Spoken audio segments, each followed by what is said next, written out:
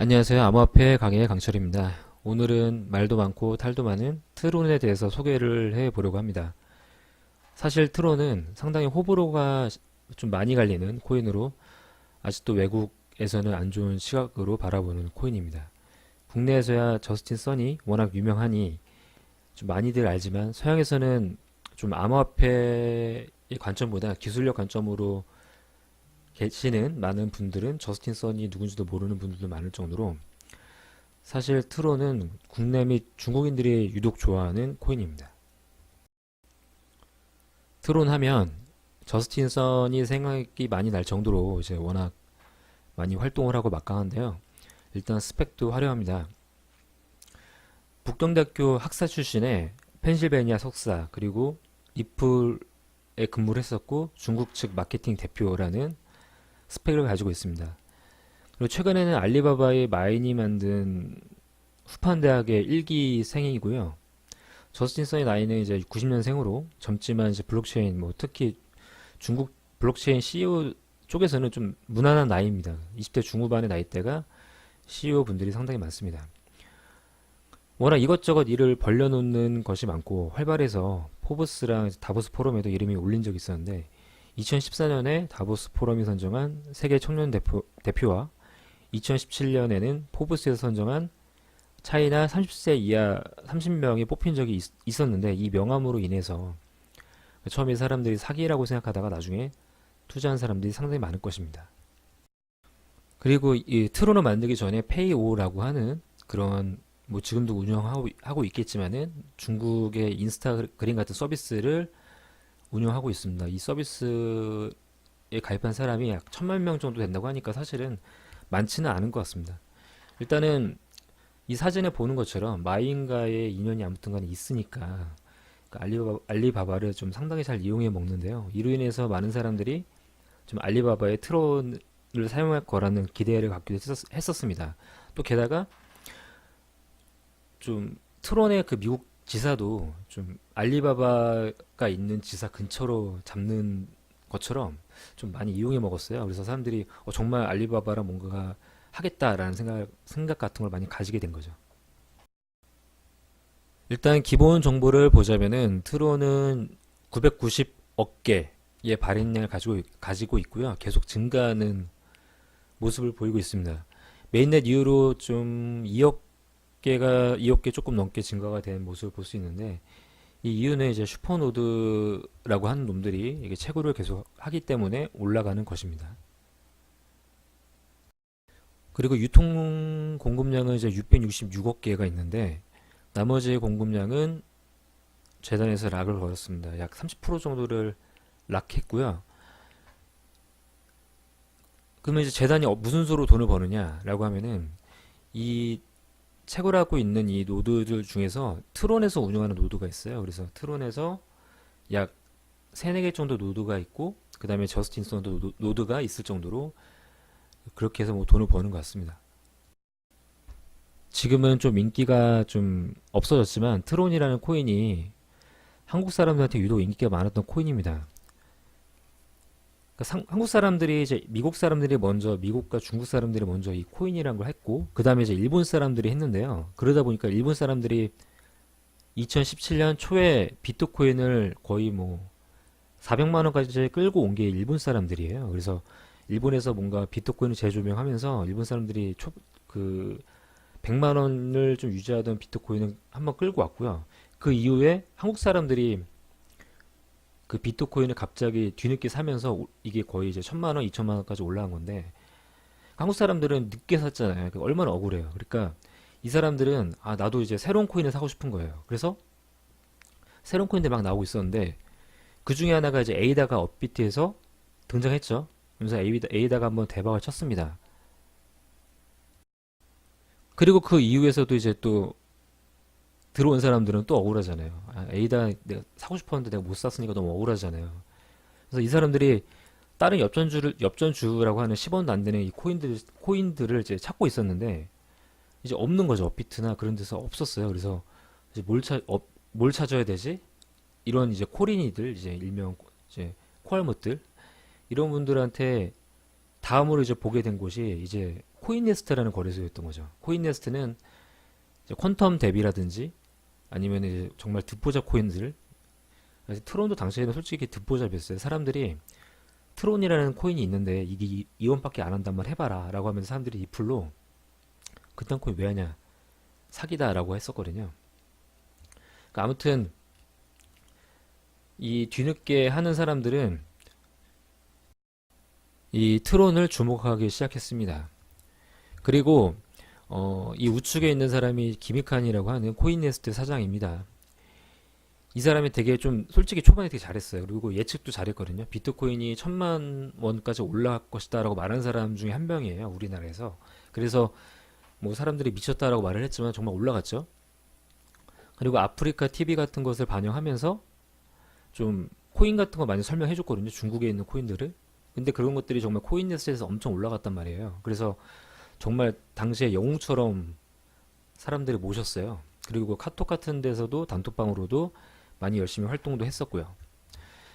아무튼 이런 이미지의 기미칸이었는데 어느 날 이제 트론 이 CEO를 방송에 초대를 했죠. 아프리카 TV 초대를 하면서 그때 제 기억이 트론이 8원 정도 했었어요. 아무튼 2원에서 8원이면 4배까지 올랐죠. 엄청나게 오른 건데 8원이었는데 방송이 끝나고 나니까 20원이 됐어요.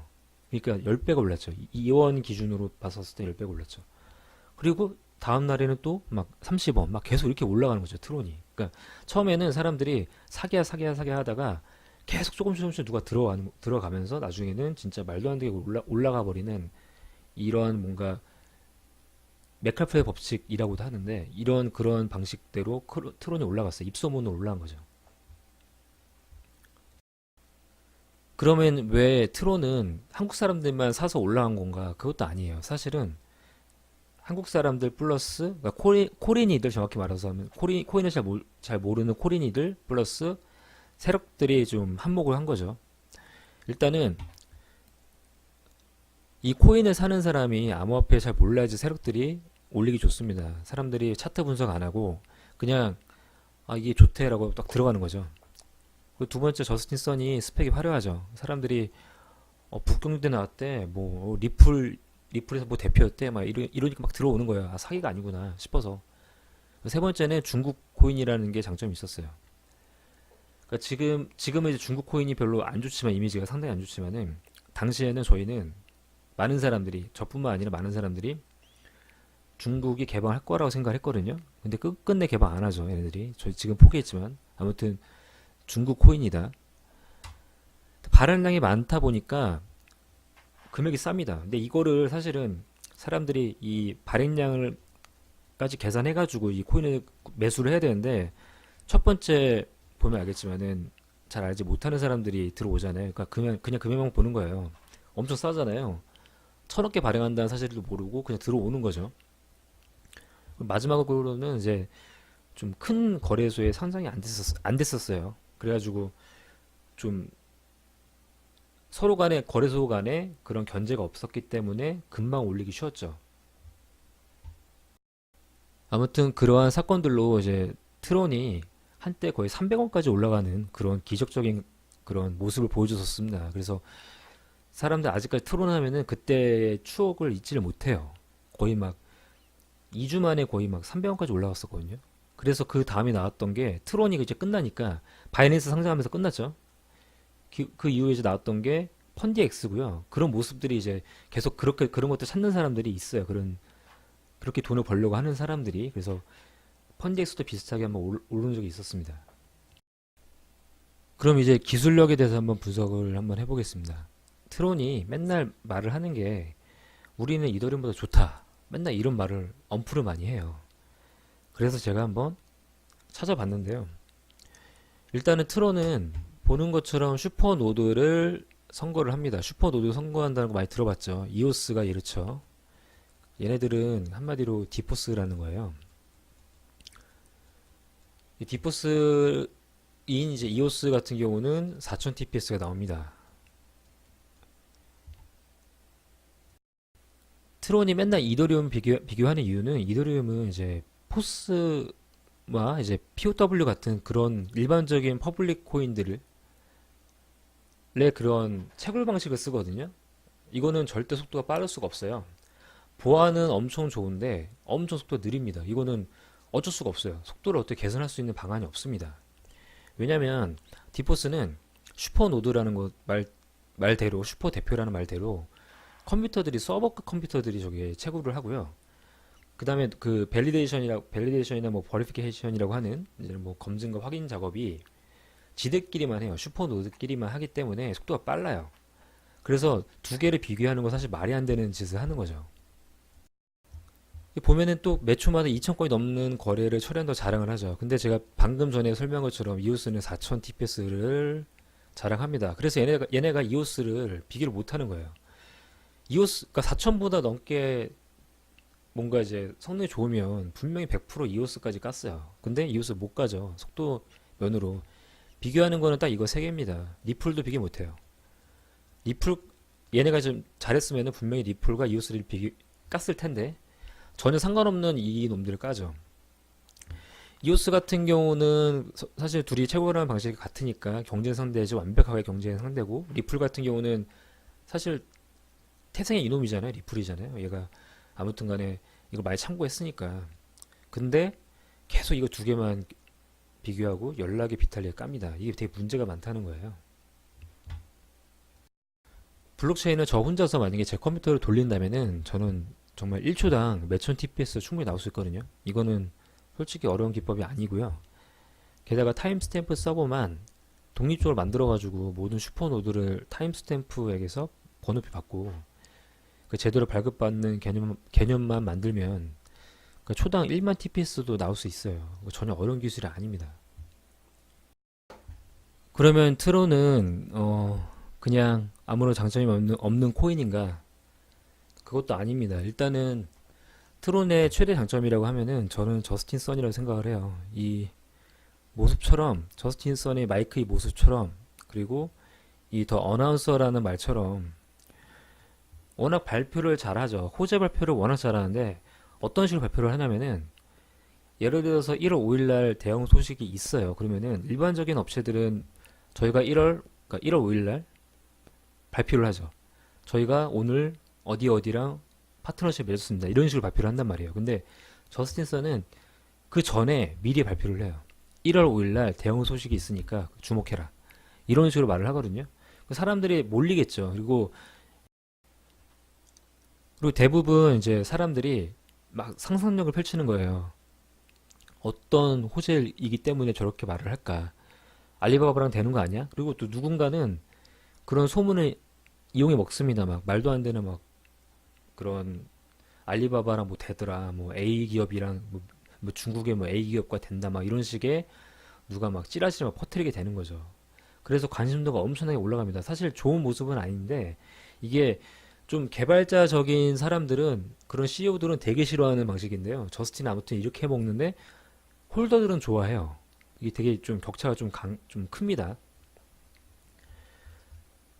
아무튼 그래서 많은 사람들이 막 금액이 떨어지면은 저스틴 선처럼만 해라 막 이렇게 말하는 사람도 많아요. 그래서 너무 이 방식을 사기라고만 생각하지 말고 좀 한번 참고를 해봐도 될 만한 그런 방식일 것 같습니다. 물론 팩트라는 가정에서 참고할 만한 방식일 겁니다.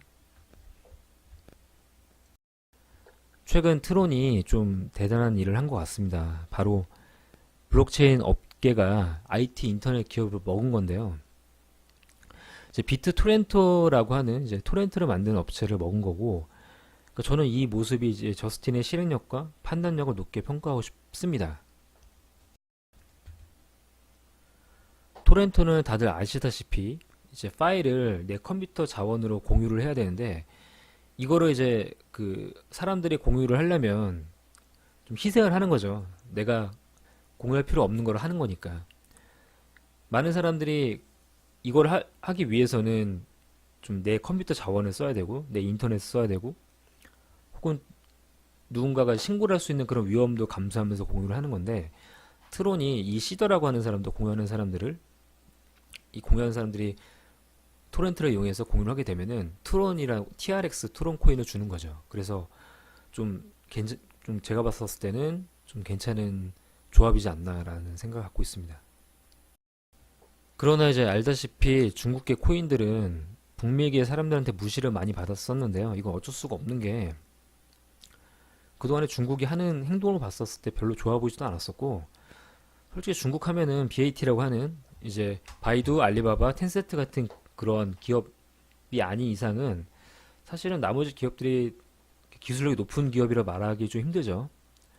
그러다 보니까 서양 프로젝트와 이제 암호화폐 코인에 이제 크게 밀리는 모습을 보였었는데, 수많은 이제 중국계 코인들이 뭐 네오라든지 퀀텀이라든지 많이 도전을 했지만 거의 다 실패를 했었습니다.